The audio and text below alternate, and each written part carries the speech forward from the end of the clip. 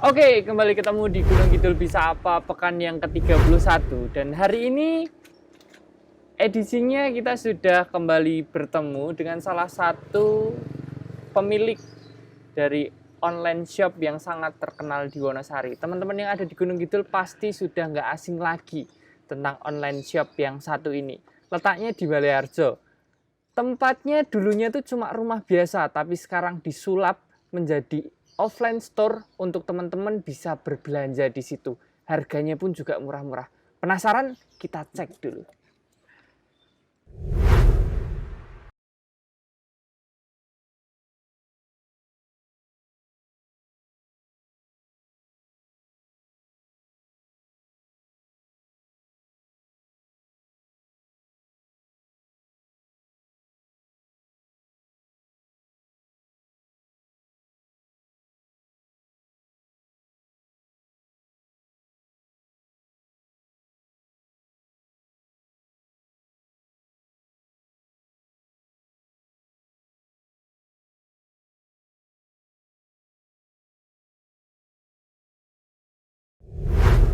Benar sekali, kita sudah kedatangan ada Mas Dita, Ya, owner dari Pelangi Shop Wonosari. Atau teman-teman kalau kepo di akun Instagramnya ada di pelangi_shop_Yogyakarta.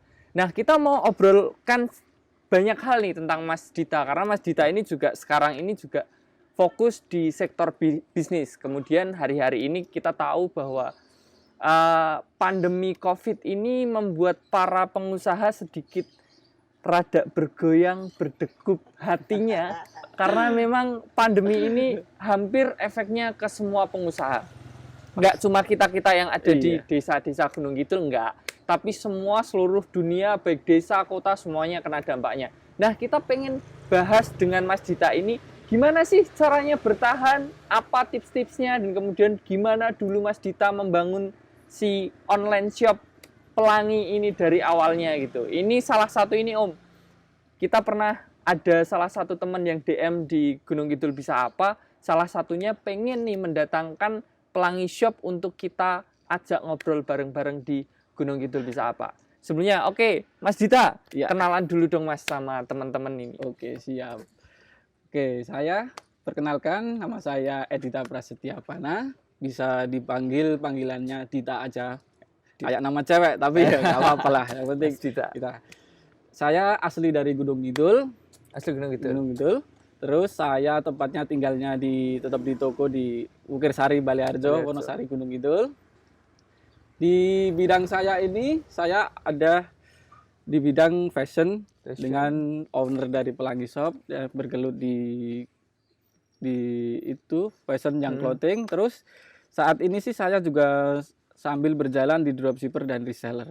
Karena dropshipper dan reseller adalah sebuah keuntungan profit yang besar. Tapi kita tidak perlu memerlukan banyak modal. Betul. Tidak usah mencetok, kita udah dapat profit. Karena apa yang bisa dijual itulah pekerjaan. Menurut saya itu produknya aja sih. Biar orang lain yang bikin, kita jual-jual aja langsung dapat profit. Asik juga ya. Gitu ya. Mas Dita, Iya. banyak yang penasaran dulu gimana sih ceritanya Mas. Ini kan dengar-dengar kan Pelangi Shop ini memang cukup lama ya. Mungkin salah satu online shop pertama di Wonosari sekitar tahun 2014-an ini online shop Pelangi Shop ini namanya udah mulai banyak terdengar di kalangan teman-teman Wonosari. Dulu awalnya gimana kok bisa kepikiran bikin usaha online shop itu? Kalau kepikiran sama enggaknya sih, dulu dibilangnya lucu enggak sih Mas, cuma gini. Dulu tuh awal mula ini sedikit bercerita ya Mas, mungkin dulu durasi panjang. Dulu tuh saya 2014 yang lalu itu bekerja di salah satu perusahaan kendaraan bermotor. Saya sebagai sales marketing. Oke. Saat itu mungkin saya sudah berjalan kerja sampai 1 tahun. Nah di situ saya tidak pernah mendapatkan hasil yang memuaskan di diri saya. Mungkin itu yang membuat kok ini habis gajian kok minus, habis gajian kok minus. Nah ini ada permasalahan di diri saya mungkin. Hingga suatu ketika saya mengalami musibah lah, kecelakaan bermotor hingga membuat tangan saya patah. Nanti udah bed rest lah, tidak bisa bekerja sampai 6 bulan, tinggal bersama orang tua, sedangkan orang tua hanya berdagang. Mungkin dari situ aja berdagang. Saya ini kalau merepotkan orang tua mungkin ya sampai kapan? Saya harus sembuh. Begitu saya sembuh, saya langsung ini. Saya dari 6 saudara, saya anak terakhir diajak oleh kakak saya ke Jakarta. Nah, ke Jakarta disitulah mulai. Di situ saya mendapatkan apa itu namanya sebuah brand. Nah, ini saya mendapatkan sebuah brand ini dari kakak saya. Mungkin ini cikal bakal dari kakak saya berdirinya sebuah Pelangi Shop ini. Pelangi Shop itu iya. Ini dari sepatu yang dulunya itu produk yang mahal yang ada di mall, yang bisa orang-orang dapatkan di mall harga yang tinggi, tapi bisa didapat dengan harga murah. Dan itu bisa dijual yang berkali-kali lipat. Wah, ini sebenarnya profit. Tapi di sisi lain saya kaget, Mas. Saya kan seorang cowok, disuruh menjual barang cewek. Wah, gimana perasaannya? Iya. Sedangkan kita sebagai mau cowok, nyetori ya rada isen ya Mas. Sebagai kita mau promosi misalnya, kita mau hadap-hadapan pun kita merasa malu. Iya. Iya kan, kita apalagi kita melihat aja berbicara, itu kan malu sama cewek. Iya, kurang kan. Maka dari itu, ini gimana? Tapi kakak saya memberikan motivasi yang saat ini menjadi partner saya sampai saat ini, kakak ini selalu ini itu bisa dijual online. Kita nggak perlu takut bertemu secara langsung. Kita jual saja online. Ini itu udah menggunakan media. Saya jadi mantep ini di sini. Mulai dari sini saya mulai nih pertama kali saya dropship. Nah, ini dropship. Saya tidak perlu modal. Di nggak sini perlu saya nyetok ya. Nggak perlu modal, nggak perlu nyetok. Dah, saya dropship aja. Foto-foto itu sebuah brand itu yang tadinya bisa dijual. Itu saya foto, habis saya foto, saya share. Saat itu belum ada WhatsApp, baru BBM. Promosinya lewat BBM, invite banyak orang, sampai ada. Ternyata responnya Facebook ya dulu ya. Iya, cuma Facebook sama BBM saat itu. Benar. Nah, itu responnya ternyata pesat, kenceng Mas. Iya, banyak yang mau, saya kirim di sana di Jakarta, saya kirim paket banyak sampai saya kewalahan. Dan saya ingat, wah ini kok prospek ini daripada saya pekerjaan kemarin. Ini kayaknya ini lebih prospek. Saya berputar otak di situ. Saya punya modal lah dulu, modal jual motor. Ini kalau jual motor ini saya bisa jadi dari dropship menjadi reseller ini. Reseller motor kan apa ini yang dijual ini? Aduh, ini motor kesayangan motor gitu aja lah mungkin ya. Saat itu dijual motor, banyak ada duit, langsung dialihkan ke barang itu banyak Mas di sana di Bekasi kan itu Jakarta. Saya menaruh itu di situ. Saya jual, laku keras juga. Habis itu laku keras saya bingung. Saya kalau di sini saya punya orang tua. Masa saya dari 6 saudara, saya harus merantau. Semua harus merantau, sedangkan ibu hanya sebatang kara, tinggal ibu saja. Sedangkan ibu juga cuma dagang, ibu tidak memakan bangku sekolahan, jadi dia tidak bisa apa-apa. Saya merasa kasihan. Aduh, ini saya kalau di sini terus, saya kesannya durhaka sama orang tua kan. Ya udahlah, saya inisiatif, saya pulang. Gimana kalau brand ini saya jualnya di Wonosari? Kita buat dua orang. Jadi kakak saya bekerja di sana, saya bekerja di Wonosari. Jadi jualnya online-nya 2 cabang. Gitu. Biar lebih cepat. Betul. Saya habis itu saya pulang kampung. Habis pulang kampung, kita bikin bisnis ini tuh langsung cepat, pesat. Gak taunya kenapa, gak tahu kok ini laku. Gimana kalau kita ambil admin secara keseluruhan kan saya sudah kewalahan ini. Secara kewalahan saya ambil admin untuk di rumah untuk menyelesaikan ini permasalahan keuangan, untuk menyelesaikan permasalahan yang online, semua sudah dihandle si admin ini sih Mas. Setelah itu habis admin, kok ini Wonosari itu banyak yang ibaratnya tanya-tanya, kok ini on shopnya mana sih? Kok ini namanya ini branded barang-barang kok ini bisa dijual di luar negeri? Ada yang tanya, padahal sedangkan aku belum nge-share kemana-mana. Iya, belum offline. Nah, inisiatif ada ide. Oh gimana kalau rumah saya minta izin, minta izin sama ibu. Ibu, gimana kalau ini rumah saya jadikan store offline? Ibu setuju, buka di situ. Saya dibuka dengan sekat kecil, ruang tamu dibelah. Waktu itu cuma barangnya belum banyak sih, baru store dikit sih. Cuma kalau banyaknya kan baru di online-nya, di bagasinya. Jadi setiap orang mau barang tinggal dikirim. Kalau yang di offline-nya cuma beberapa. Nah, di situ Oke, bersabar Mas. Ini ya, agak panjang nanti kalau ini. Jadi harus ditahan-tahan dulu karena ada beberapa hal ya. Jadi hampir semua orang yang punya usaha itu ada dua faktor itu. Ada yang bagaimana to have. Jadi orang yang kaya yang bisa mendapatkan sesuatu yang betul-betul dia berkarya karena keadaannya dan disusun dengan begitu rapi sehingga dia merasakan bahwa keruntuhan yang terjadi bukan karena dirinya sendiri tapi karena lingkungan yang menjadikan kita miskin dari awal. Orang-orang to have kayak kita ini nggak bisa tahu-tahu kemudian melompat bisa 10 kali lipat dari modal. Itu hampir susahnya minta ampun. Anggaplah kalau Bill Gates misalnya yang sekarang ramai dibicarakan itu, butuh waktu berapa lama dia melakukan daripada keluarga Rockefeller misalnya, yang luar biasa besarnya gitu kan. Karena orang-orang to have kayak kita memang harus perangkat lebih kuat, lebih hebat, lebih daripada yang lainnya. Sebelum masuk ke bagaimana cara merangkak kedua ini membuat offline menjadi online, online menjadi offline, setelah yang segmen kedua ini. Dipersembahkan oleh Tadi kita ngomongin tentang bagaimana orang-orang to have kayak kita. Mas Dita, Mas apa Mbak ini? Mbak Dita ya, Mbak Dita itu Mas Dita, sorry.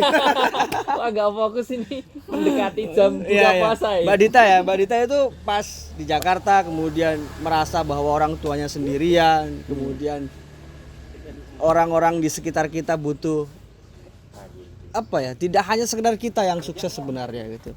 Jadi hampir semua orang-orang the have itu kalau kita bahasakan dengan dua siklus itu ya, orang-orang the rich and orang-orang the have itu. Jadi kalau orang-orang the have itu pikirannya sederhana gitu. Kalau dia kaya, sebelahnya harus ikut kaya.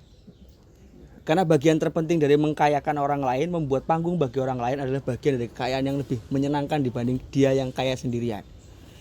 Jadi hatinya itu orang-orang yang kayak yang sudah memikirkan tidak untuk dirinya itu selalu uniknya begitu. Aku kepengen kue podo karo aku, minimal kue lebih dhuwur saka aku ora apa-apa gitu. Karena dengan itu aku bisa saling pandang. Dulu kita pernah di posisi yang paling susah dan sekarang kita telah bisa bertepuk tangan bareng-bareng gitu. Jadi hal-hal kayak gini tuh apa ya? Frekuensinya akan sama gitu. Kita dipertemukan dalam frekuensi-frekuensi ini gitu kan.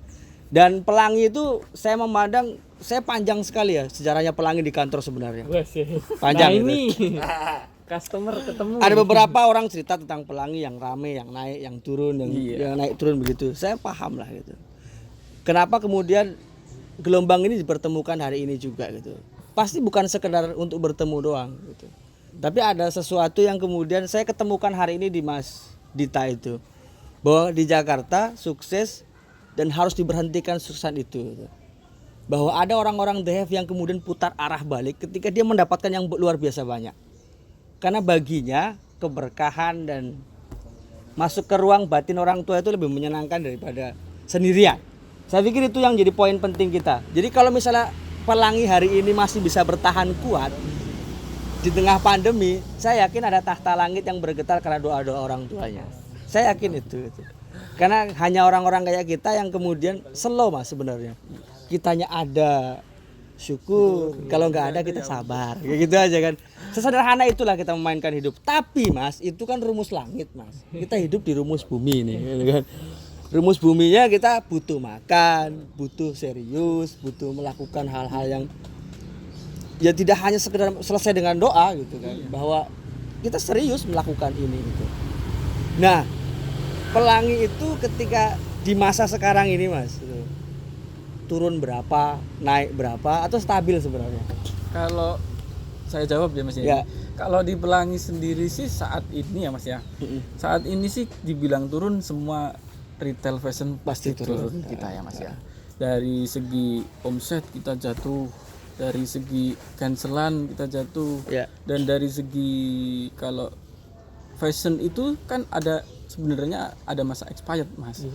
Iya tren. Tren Jadi setiap hilang, 6 bulan sampai setahun kita stuck, Tahan nggak barang. laku tahan barang itu artinya dia sudah tidak tidak laku laku dijual, harus diobral. Iya. Dan dari situ saya ada solusi sih mas, cara menghadapi ini COVID ini supaya kita tetap bisa jalan di Ini COVID wajib dibocorin mas. Iya. Gimana Ini tuh? mungkin bisnis saya sama Mas Daniel itu hampir sama Iya, lah. Mungkin sama-sama ini sama sharing lah. Kalau itu ada dua terapan sih kalau saya, ada sistem bertahan dan sistem banting setir. Pokoknya ini konyol, yang penting kan seorang Teori itu dalamnya ini nih. Ini teori bumi nih, hati-hati nih. Banting setir apa? Bertahan, ya. Kalau bertahan itu kita bertahan dalam kondisi jualan yang barang kita. Ya, dalam arti kita memberikan diskon. Orang itu walaupun sekarang membelinya kebutuhan, lebih milih kebutuhan kan daripada spesifik. Tapi dengan adanya diskon, dia akan memilih, oh ini jadi balik arah, beli lagi pakaian atau sepatu gitu dengan cara memberi diskon. Kedua, kita memberi bonus. Misalnya seperti kalau kita beli ini, kita kasih hand sanitizer atau kita beri masker bonus gitu. Ketiga, kita memberikan free ongkir. Misalnya kalau sekirim sejauh kita berapa sih paling minimal ongkir 25.000. Misalnya kita ada keuntungan 100%, kita potong 50%, itu udah banyak banget orang yang mau. Dan itu terjadi di toko kami. Nah, cuman strategi seperti itu di pandemi seperti ini kita mengambil keuntungan yang sedikit, tetapi agar operasional tetap jalan toko kita, karena kita memikirkan karyawan, kita memikirkan operasional toko. Jadi kita semua harus tetap berjalan. Nggak mungkin lah kita sebagai manusia ini karyawan dipecat, ini kita harus mikir ke situ. Jadi dari sistem bertahan itu aja sih. Kalau sistem banting setir, nah ini nih banting setir ini pokoknya. Nah, ini banting setir ini harus, pokoknya kita sebagai saya khususnya sama yang di rumah, buat admin, buat yang lain itu banting setir mas. Banting setirnya kita jual apa aja lah, kita dropship apa aja lah. Misalnya gini, kita dropship hand sanitizer, kita dropship masker, pokoknya yang dijual. Kita dropship jamu mungkin sama suplemen, karena posisi seperti ini orang-orang itu lebih mementingkan daya tahan tubuh daripada pekerjaan. Kalau dulu kan lebih pentingin nomor satu pekerjaan, kedua kesehatan. Kalau sekarang kesehatan lebih utama. Jadi suplemen itu kencang. Iya. Nah, itu yang saya lakukan dari banting setir dan juga banting setir tetangga. Nah, betul. Nah, ini juga harus mas. Masalahnya kita kan tidak tahu, tetangga itu kan ekonominya berbeda-beda mas. Ada yang UMKM kecil. Nah kita bantu, dia punya produk apa, misalnya kita foto, kita dropshipkan, kita jualkan. Jadi secara tidak langsung membantu ekonomi kita dan karyawan kita, tapi kita membantu perekonomian sekitar kita, mas. Jadi semua biar bisa terangkat. Cuma gitu aja sih solusi dari pelangi dari kondisi COVID ini sih. Itu aja. Asik juga nih. Jadi ini mungkin Mas Dita ini udah menyadari bahwa Pelangi Shop ini udah punya database customernya. Jadi ketika Mas Dita memutuskan untuk banting setir di tengah pandemi ini kan memang permintaan masker naik, permintaan hand sanitizer kemarin juga naik, permintaan jamu naik, obat suplemen naik.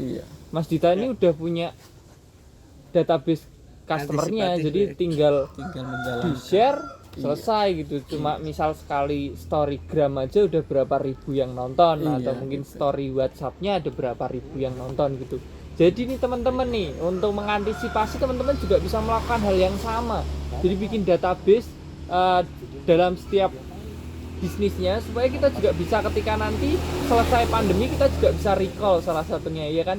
Jadi panggil customer lama untuk ini Mriki Niki udah buka lagi loh.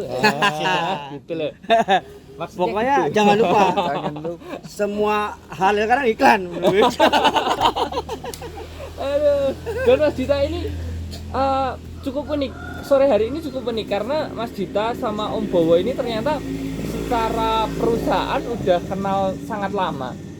Mas Dita ini pengirimannya selalu pakai JNE Wonosari. Cari teman-teman yang pengen ngirim ya JNE Wonosari. Tapi Sugih bareng ra kowe. Juga unik. Nah, sehingga obrolan kita nyambung sama-sama saya sama Mas Dita ada sama-sama di Lini Fashion, kemudian pengirimannya kita juga sama-sama pakai Jene punyanya Om Bowo ini. Nah, Mas, mungkin banyak orang banyak teman-teman yang penasaran nih Mas tentang Pelangi Shop yang boleh dikatakan di tengah pandemi ini masih tetap eksis, masih tetap jualan. Kalau secara trik jualannya udah udah kena tadi. Tapi Mas, yang orang lain penasaran gimana sih Mas cara mengatasi kekhawatiran? Karena satu hal ini Mas, ini penyakit lah kita ngomong. Iya. Kekhawatiran ini salah satu penyakit yang hari-hari ini banyak dialami oleh para pengusaha. Artinya belum tentu mati tapi harus menyerah karena khawatir gitu. Saya punya banyak teman yang mungkin sampai hari ini memutuskan untuk benar-benar tutup gerainya, memutuskan untuk dan lain sebagainya karena memang takut terkena COVID dan juga over analisis yang belum tentu kebenarannya. Nah, gimana nih Mas cara ngilangi kekhawatiran dan memupuk semangatnya untuk tetap bisa bertahan? Tips dari Mas Dita ini. Oke lah, saya jawabnya Mas ya. Mungkin kalau di situ sih saya bisa memberikan tipsnya usahanya yang hampir mirip seperti saya, seperti Mas Daniel, usaha-usaha retail atau fashion atau yang terdampak ini. Kuncinya sih iman sih Mas. Ini tadi agak berat ini. Jadi gini. Asik ini. Jadi gini, kita itu kemarin sebelum COVID ini kita diberi kebahagiaan yang lebih. Berapa tahun kita diberi kebahagiaan?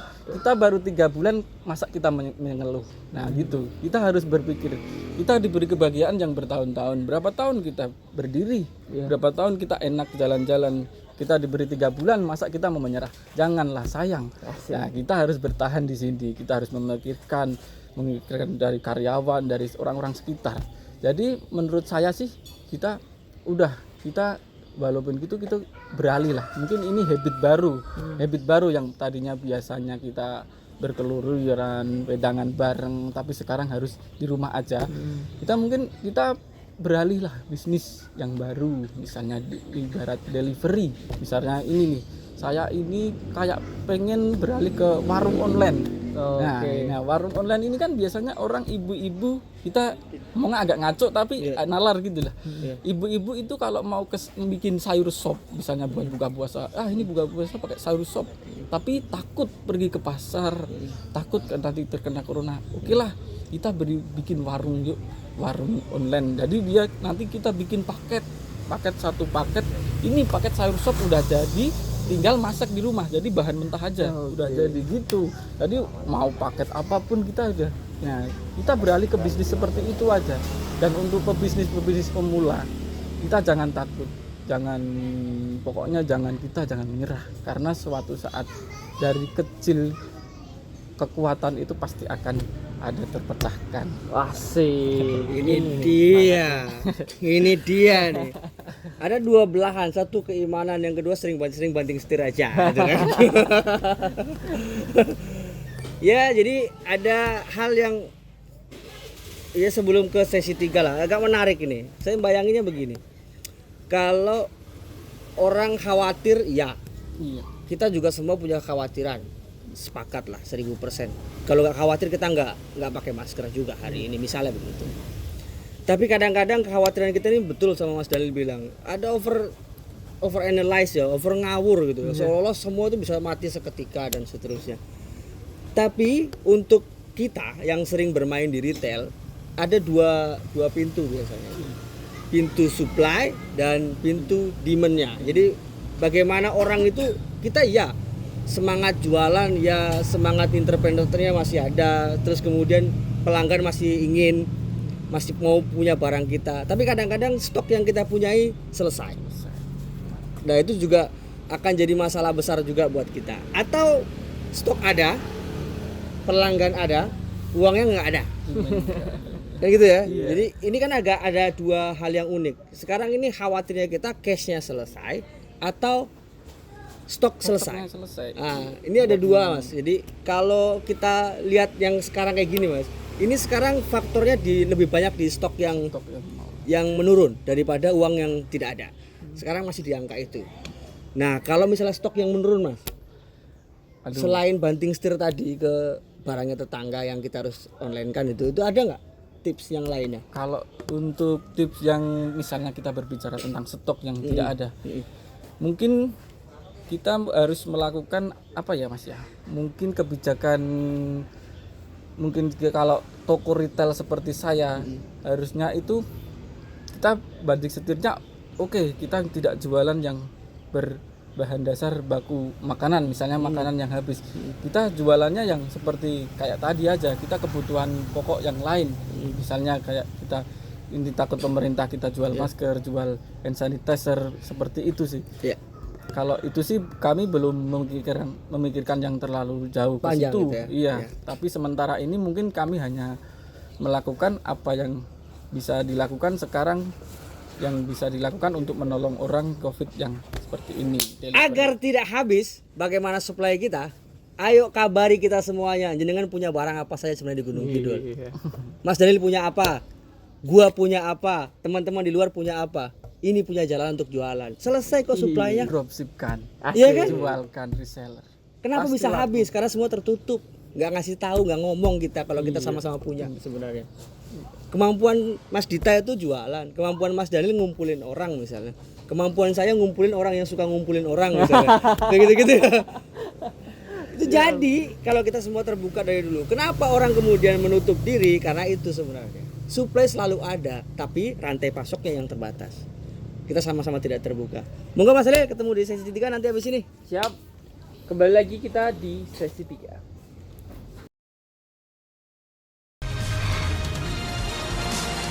Dipersembahkan oleh Ya, di sesi ketiga ini kita akan bahas lebih jauh lagi. Nah, kalau kita ingat zaman dulu tuh kita tuh hidup dengan cara barter. Jadi apa yang kita miliki kemudian kita tukarkan dengan orang lain yang mereka miliki. Apa yang kita butuhkan, kita coba cari orang lain yang punya, dan kita punya apa orang lain butuhkan gitu. Hanya sesimpel itu gitu. Ketika hari ini ekonomi tengah dilanda krisis yang sangat berat, maka salah satu upaya yang dilakukan adalah slow living. Kalau teman-teman nyebutnya slow living ya. Jadinya kalau di Jawa itu nandur opo sing dipangan, mangan opo sing ditandur. Jadi menanam apa yang dimakan dan memakan apa yang ditanam. Nah, ini sebenarnya masih banyak dilakukan di Gunung Kidul, terutama para petani. Petani itu punya satu kebiasaan bahwa ketika menanam padi itu pasti itu yang nggak dijual, karena itu kebutuhan yang akan menghidupinya 1 tahun. Minimal ketika punya stok beras itu tentrem lah, nggak khawatir akan apa yang dimakan. Soal soal kebutuhan lauknya nanti bisa diambil. Nah, hari ini mungkin budayanya milenial rada sedikit berbeda nih, karena milenial terbiasa dengan fast living. Semua ditukar dengan uang, mengumpulkan uang sebanyak-banyaknya untuk mendapatkan barang sebanyak-banyaknya. Sebenarnya kita bisa memulai satu gerakan baru di mana kita membeli produk tetangga, membeli produk teman, membeli produk dari saudara, agar walaupun masih tetap pakai uang, tapi uangnya masih bisa muter di situ-situ aja dan mencukupi kebutuhannya dari setiap individu yang ada di situ. Nah, kita geser nih ke Mas Dita. Mas Dita, ini untuk sesi yang terakhir ini, kita akan coba ngulik sebuah inspirasi lah ya, Mas, yang mungkin nanti teman-teman yang di rumah yang sedang stay at home sambil nonton channelnya Gunung Kidul bisa apa, pengusaha atau yang baru mau mulai usaha bisa semangat dan bisa punya ketahanan gitu loh. Kita ini kayak angkatan 98 Krismon ya Om. Ini mungkin lebih dari angkatan itu. Dulu 98 pernah juga para pengusaha digempur dengan adanya Krismon itu, sehingga banyak yang tumbang. Hari ini tahun 2020 ini banyak pengusaha yang digempur sama COVID. Ini akan menjadi cerita kita kemudian hari. Nah, apa nih Mas Dita yang kemudian bisa diceritakan hal baik dari corona ini, dan kemudian pesan-pesannya untuk teman-teman yang ada di Gunung Kidul? Ya, saya jawab ya Mas ya. Kalau pesan-kesan dari saya sih untuk pengusaha baru kita harus kuat menghadapi corona karena ini juga badai seluruh dunia merasakannya. Kita harus pokoknya kita fight aja. Kita misalnya kita mau jualan, kita promosikan terus-terusnya sampai ini pokoknya jadi goal walaupun ini nanti pada dasarnya akan gagal. Kita harus mencari opsi-opsi lain. Misalnya kita berdagang yang beralih ke kebutuhan pokok atau gitu. Kita harus pokoknya itu. Dan kalau ini terus terjadi seperti Krismon, mungkin alangkah lebih baiknya kita itu intinya menjadikan apa ya Mas ya? Kalau bisa dibilang usaha kita bangkrut gitu, sebaiknya kita menjadikan opsi-opsi yang lain. Misalnya kita ya juga jualan bahan pokok tadi, terus kita pokoknya harus selalu ikhtiar lah. Mantap. Apapun caranya kita harus tetap bertahan. Iya. Saya ada satu hal nih Om Bo. Jadi kemarin saya sempat nulis di Instagram saya, di status saya senang sama salah satu ungkapan, bila gunung di hadapanku tak juga berpindah, maka Tuhan yang berikan kekuatan kepadaku untuk mendakinya gitu. Nah kalau kadang kan orang tuh berdoa itu tidak lagi sekadar berdoa, tapi menuntut kepada Tuhannya untuk mengabulkan apa yang diinginkannya gitu. Kadang-kadang ketika itu nggak terkabul, maka yang timbul adalah kecewa dengan Tuhan gitu kan. Nah, satu ungkapan tadi itu menandakan bahwa oke, kita berdoa sama Tuhan, tapi jangan pernah berhenti untuk berusaha. Ketika tantangan gunung di hadapanmu itu juga nggak berpindah, maka biarkan Tuhan yang memberikan kekuatan untuk kita bisa mendakinya gitu. Kalau corona ini juga tidak segera hilang gitulah ya beratnya gitu. Tapi biarkan Tuhan yang memberikan kekuatan pada kita ini untuk tetap bisa hidup di tengah pandemi gitu. Om Bowo, kita closing Om. Baik, Bapak. Ada pelangi. Kalau bahasa anak alay unik nih. Anak alay bilang pelangi itu hadir selalu setelah hujan. Asik. Misalnya kayak gitu. Jadi kalau belum hujan, belum dihujani masalah, hujani kampak, jangan-jangan gitu. Kita belum akan ketemu pelangi-pelangi yang indah itu. Dan sore kali ini saya sebenarnya ada satu dua hal lah misalnya yang harus diketemukan ini. Selain kemudian bahwa arus pandemi ini panjang, tapi percayalah bahwa ada hal-hal di mana yang dulunya tidak terjangkau menjadi terjangkau. Kita percaya kalau dulunya nggak ngerti dunia online, tapi kemudian dunia online meletup luar biasa di saat internet mulai muncul. Hari ini internet muncul pun tidak bisa menyelamatkan urusan manusia dengan COVID. Secepat apapun informasi tidak bisa lebih cepat daripada virus ini menyebar. Artinya ada generasi baru setelah internet, ada generasi baru setelah COVID. Generasi itu apa? Kita lihat nanti. Kita bisa apa setelah itu? Asik. Karena saya yakin kalau internet tidak bisa mencegah corona, pasti ada cara yang lain. Setelah ini ada gelombang baru. Jadi yang dunia online, yang saya sekarang jadi pucuknya online bergerak saya dapat. Saya harus khawatir kalau ada gelombang baru setelah gelombang online. Ya. Jadi itu mengerikan. Tapi aku nggak tahu juga mau jadi kayak apa. Karena memang dunia itu nggak bisa dilipat sesederhana itu. Satu itu. Yang kedua ya, sore kali ini selain ada Mas Dita dengan teman-temannya bahwa di Gunung Kidul yang katanya air susah, segalanya susah, sirna semua tuh. Dengan bahasa pandemi, dengan bahasa COVID, bahasa apa, nggak ada omongan itu lagi. Bunuh diri jangan-jangan nggak usah dibunuh diri, lo mati sama COVID kok gitu kan. Nggak ada lagi gitu. Nah sudut pandang ini yang segera dirubah, bahwa ada gelombang besar yang kemudian akan menyapu gelombang yang kecil. Dan kita mau di gelombang yang mana? Ngikut mulu. Ya kita yang sekarang bikin gelombangnya. Setelah COVID itu apa? Ya kita gitu loh. Iya kan? Yes. Yes, gitu aja. Selamat sore. Ketemu di 31 cukup sekian. Dan Mas Dita, Pelangi Sok, mungkin mau ngucapin lebaran? Oh belum ya? Belum. Baru hari ke-10 ini ya. Biasanya tanggal segini sirup apa udah gitu kan. Pokoknya selamat, sukses, sehat selalu lah ya. Siap. Moga-moga setelah pandemi kita bukan internet, bukan apa-apa yang bisa jadi patokan, tapi setelah pandemi kita yang buat sendiri. Iya. Gitu Mas Ril. Siap. Ya. Bye-bye. Assalamualaikum. 3, 2 besok. Thank you Mas Dita. Dipersembahkan oleh